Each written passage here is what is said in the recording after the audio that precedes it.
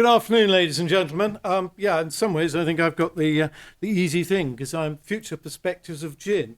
Well, unless we all meet back here in 10 years' time and you all come armed with your guns, I can probably say what I like fairly evenly, and nobody will be able to hold me to account. I'm not giving you my email address. Thames Distillers, hang on, that's a bit of a giveaway.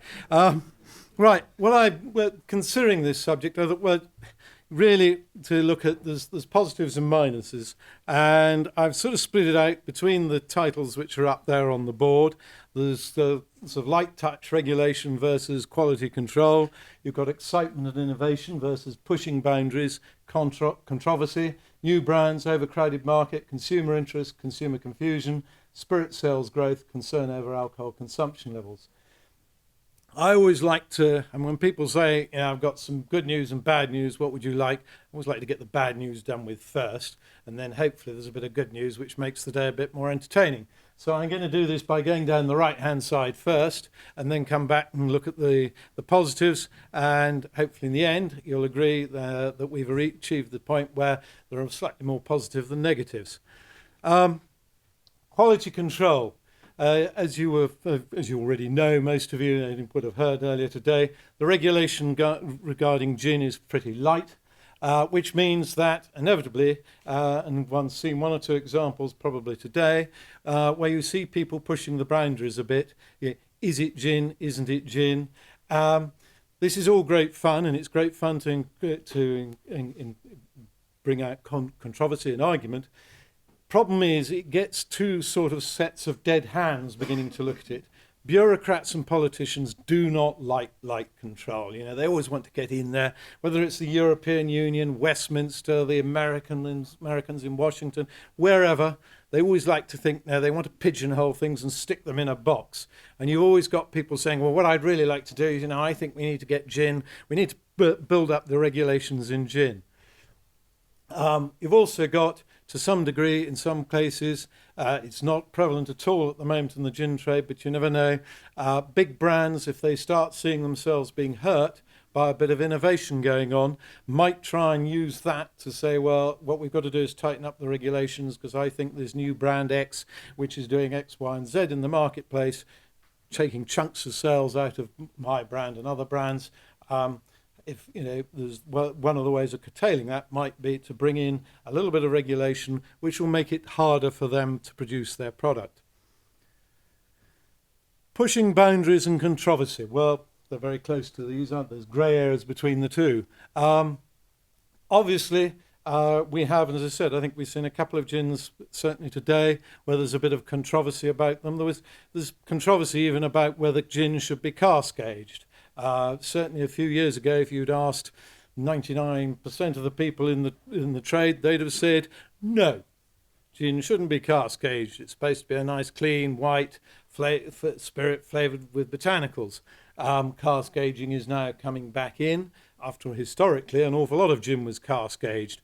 Long before anybody thought of stainless steel, they'd made oak, and gin was being exported round the world from this country and other countries in cask to be bottled at source. Even in this country, if you go back to the 18th century, very little product was ever bottled at the place where it was made. It was taken in bulk, in barrels, casks, whatever it might be, to the place where it was dispensed, and there it was given to the consumer, sold to the consumer. There's also the point of, in terms of the controversy, you've got people, the way that the gin is produced, how it's produced can be controversial.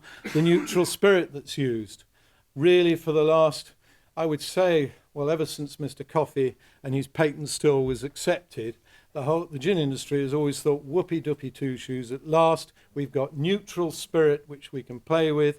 The whole point is that allows us to bring out the botanicals and really show them to their best. Now you've certainly got some neutral spirits coming in, or people using neutral spirits which have got character in them, so that spirit is actually giving character to the gin. Is it right? Is it wrong? I don't know. But it's certainly a controversial type of thing. And again, all these type of things tend to excite certain people in the wrong way. Overcrowded market. I've seen it in print from a number of people saying there is no way, all these brands in quotes, that are coming on the marketplace, they can't all survive. The market can't go on absorbing. We've now got over 200 brands of gins, certainly, which are in one way or another being pushed around the marketplace. And there are, and I know for in fact, there are more to come. And I'm sure there will be more to come for some considerable time yet. Consumption of gin in total world terms is growing, but only growing marginally. So you've got more and more brands going at a market which is not growing in any particular way. The markets where gin is sold at are the same markets they've been sold in really for years.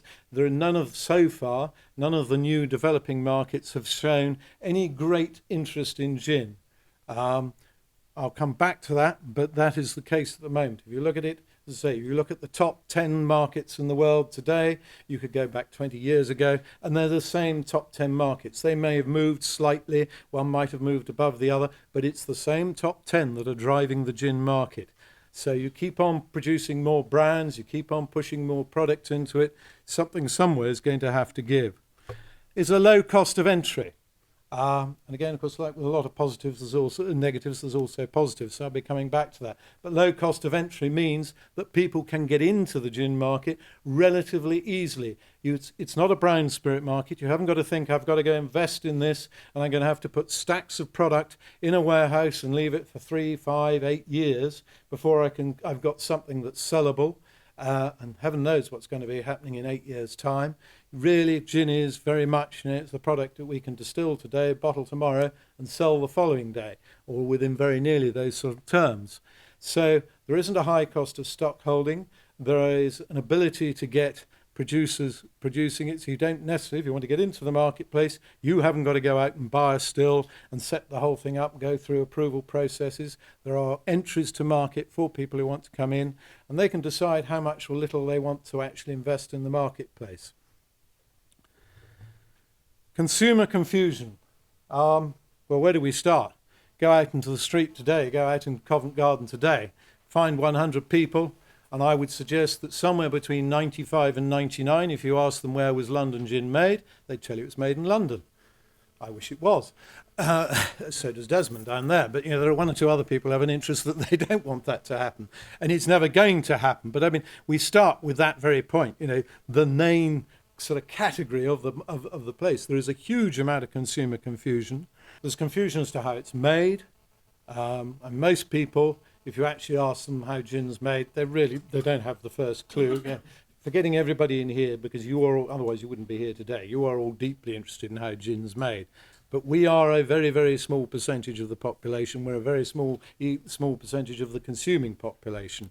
It is a fact, most people, gin is something which is simple, straightforward. It's been around for years. They know what it is. You go in, you have a gin and tonic. There's no difference in gin, is there? If you ask a lot of people, that's exactly what they say. Well, gin is gin. Most people's perception still is that gin is more, there's less variation, shall I say, in gin on the market than there is in whiskies. Again, we know different, but we've got to remember we are still a very small minority in that fact. And as a whole, one's got to understand that the average consumer really they don't want to spend hours and hours reading. We're geeks. We go back home and, we pick up Difford's book and read it backwards, forwards, upside down. When we finish that, we go and pick up Geraldine's, and then we go and find everybody else's that we find. And Ian up there goes and writes an article, and we read it 15 times to make sure we haven't missed something that we thought we should have read. But we really are the vast majority of people, and it isn't just as far as gin's concerned, it's as far as most consumption of most spirits concerned. It's something, it's easy, there's sort of fairly recognised things. Whiskey where's it come from? Well, probably Scotland, maybe one or two other countries. It's brown, it's going to be sort of somewhere, it's fairly alcoholic. Gin, it's white, it's got sort of herbal flavourings in it. We think that's juniper, that's it, but it's a bloody good drink with gin and tonic. Right, I want a well-made gin and tonic with ice and lemon, thank you very much. They don't really want to spend a lot of time knowing much more than that. Alcohol consumption levels. Yeah, well, this is the elephant in the room, of course, that nobody wants to talk about. This is possibly, and it's not just to gin, unfortunately. Of course, it's to the industry as a whole and the spirits industry distinctly. And it doesn't matter where you start, from the World Health Organization through the General Medical Council through to the media, who just love to get hold of. And excuse me, I know there are one or two people from the media here today. I'm not getting at you personally, please. No. Yeah. If you're in a media environment, you're there to sell newspapers, television programs, whatever it is. You need the headline. You've got to get people to grab in. Alcohol provides, unfortunately, a whole lot of very unattractive headlines. But if you go onto the World Health Organization's site, alcohol, first line that comes up, 3.3 million people died in 2012, and their deaths were attributable to alcohol. That's their first line, which is a pretty sort of nasty thing to have bunged up in front of you. Read down a little bit further, that's slightly less than 6% of all deaths in 2012. So you've got to look at it and say, well, alcohol is a potential killer, but it is not the major killer. Also, you've got to be very careful, because as we all know with statistics, it's only just recently it was revealed that the NHS were putting a whole load of people who died as a result of various heart diseases down to that was alcohol-induced, and writing it down as an alcohol death. Drop down to a little bit further down through the World Health Organization. The next thing they tell you is 24.8% of consumption comes from homemade illegal alcohol. They don't classify whether homemade should or shouldn't be illegal. There's an awful lot of homemade alcohol, an awful lot of people who brew their own beer at home, make their own wine. There's nothing illegal in that, but it all gets lumped in the same thing. And neither do they bother to point out that 4 years ago that figure was 4 percentage points higher than it is now. So there is a trend in the right direction. And of course, unfortunately, politicians and everybody else jump in and make hay wherever they can, minimum unit pricing, whatever it is that they can grasp at. So it's a big elephant in the room, I'm afraid, and as I say, it's not just particularly to gin, it's to spirits, it's to all alcohol. But spirits are generally high strength, aren't they? And generally they tend to get drunk. Quite often a lot of it gets drunk in pubs and clubs and all the rest of it, where unfortunately some of the unattractive side of drinking makes itself very apparent. Well, now you're totally depressed. Let's go back down the other side and let's put some positive lights on this. Light touch regulation, super duper, and long may it continue. It's great, isn't it? Here we have a product that's accepted, well known, which basically we just have sort of three things we've got to comply with. It must be at least 37.5%. It must be made with product of agricultural origin, and it must be and it must be produced in a still. Hey presto, if it's distilled gin, and from there, juniper, of course, the other one I've missed. Juniper must be predominant.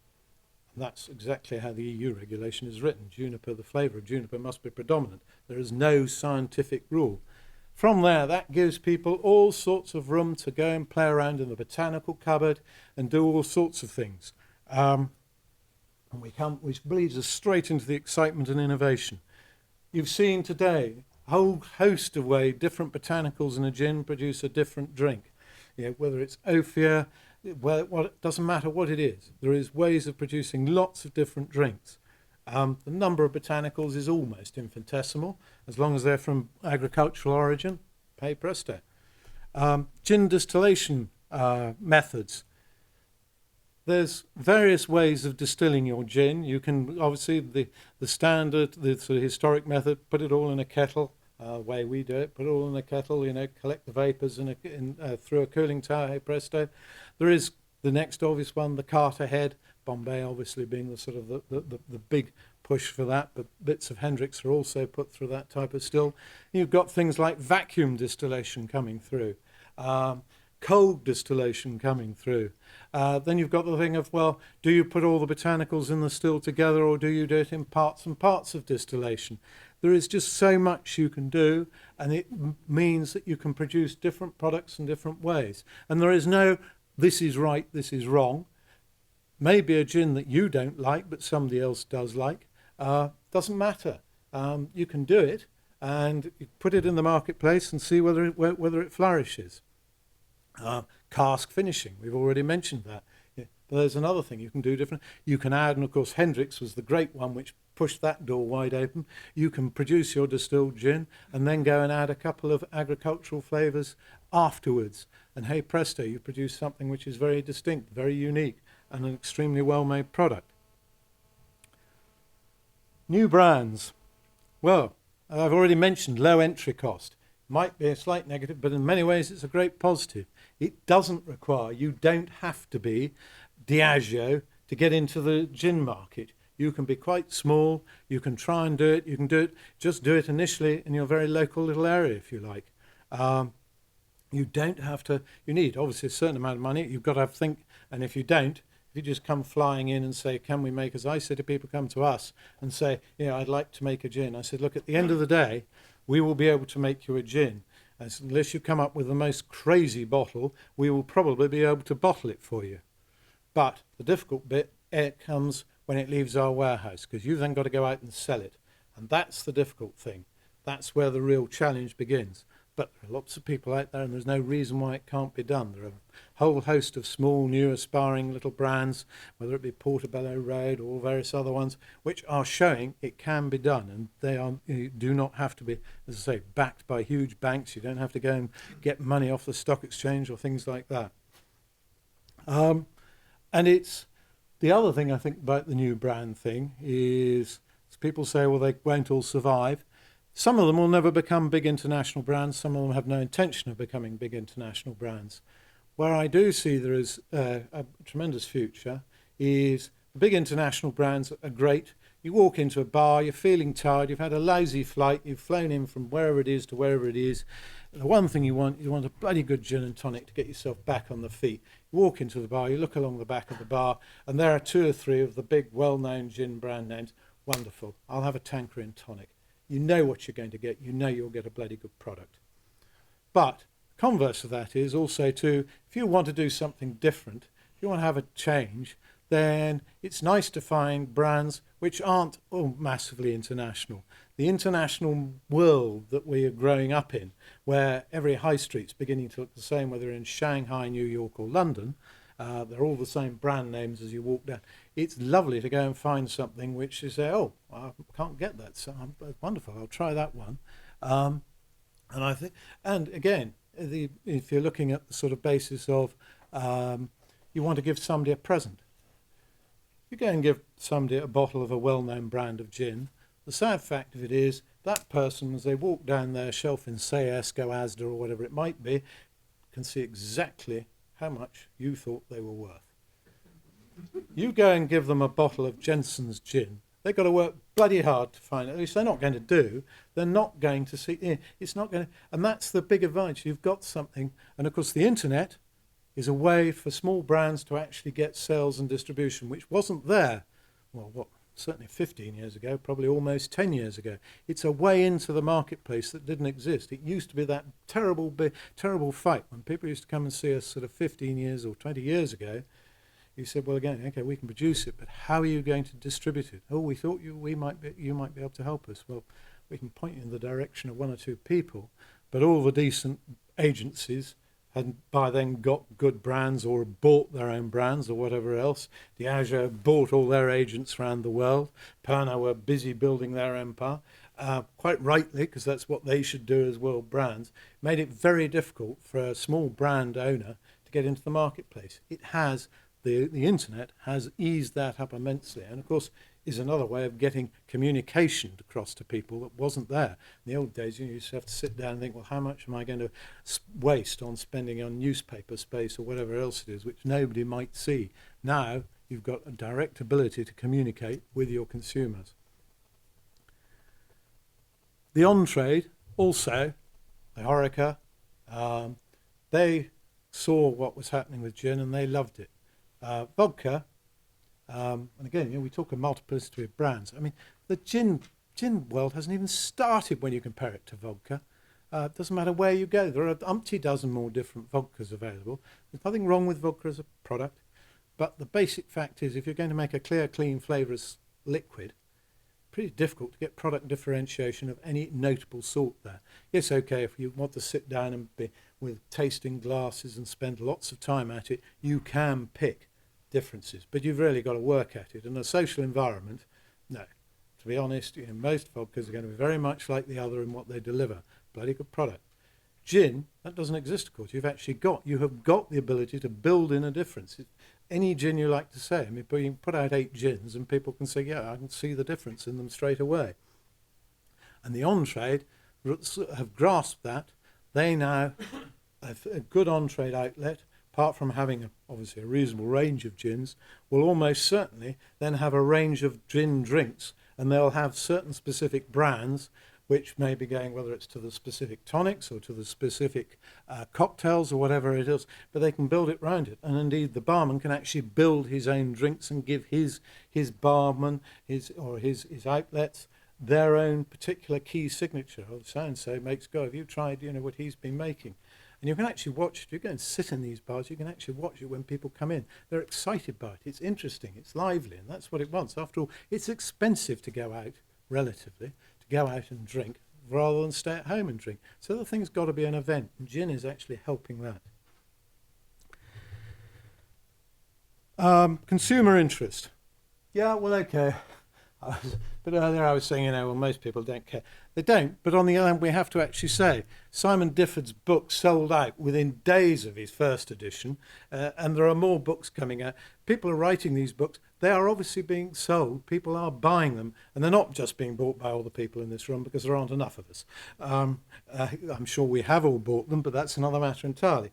It is growing. The interest in gin is growing. The whole fact of the way it's gone is people are actually looking at the marketplace and they're noticing it. You talk to people, you get into a taxi and you talk about gin to them. You say, oh yeah, there's a lot going on in the gin world now. I saw, yeah, so-and-so was doing this, so-and-so was doing that. It is there. I better move on quickly to spirit sales growth. Okay, I was, we had alcohol consumption in the World Health Organization and all the rest of it. If you look at the last 3 or 4 years across the world, gin consumption or sales have actually gone up by 2 or 3%. Now that doesn't sound very exciting, but what you've actually then got to do is have a look at it and think, yeah, but in some markets where gin is still just a commodity, there have been some fairly drastic declines. So for instance, if you look at India, in the last 4 years, consumption of gin in India has dropped by 750,000 cases. Consumption of the sort of cheap and lower price market brands of Spain in gin have dropped by nearly 1 million cases over that same period. Despite that, you've got a general consumption going up by 2 or 3%. So there are dynamics changing within this marketplace, and fairly vibrant ones. If you look at the premium category within that period, it's gone up by 4.5%. If you look at the super premium, don't ask me exactly where premium becomes super premium. I can only take what I'm given. In the last 5 years, it's increased by 18%. And this is what's happening. People are actually realizing that, okay, gin is a great drink, but there's more to it than just buying the cheapest thing on the shelf they can find. Obviously, if they have no interest in the product and they're buying it because Granny always has a gin and tonic, they will still go and buy Sainsbury's own label or whatever it might be. Nothing wrong with that product. But there is enough interest now and enough growing. And again, as I say, with everything I've been saying, what's going on the on-trade and all the rest of it, you can actually see that there is real growth coming into the existing markets. And finally, just a few words, because I need to shut up because it's now 4:30 and I think I'm supposed to be finishing at 4:30. New markets.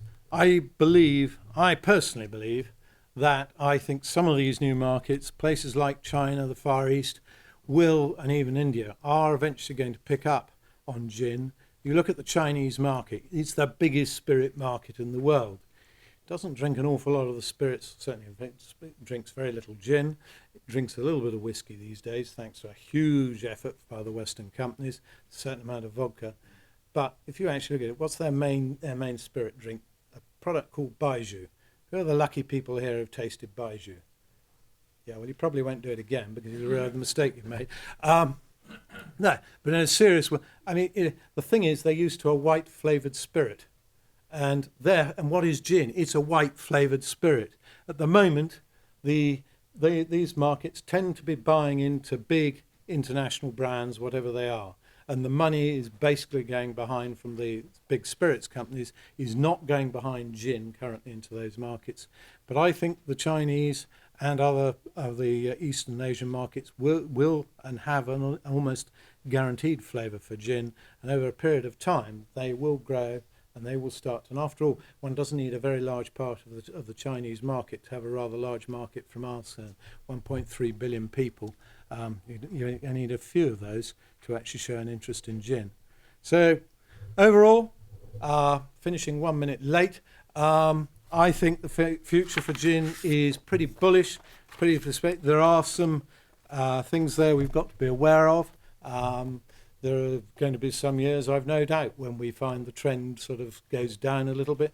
But generally, I'm pretty bullish, and certainly the number of people coming to see us and talk about gin is still on the increasing scale.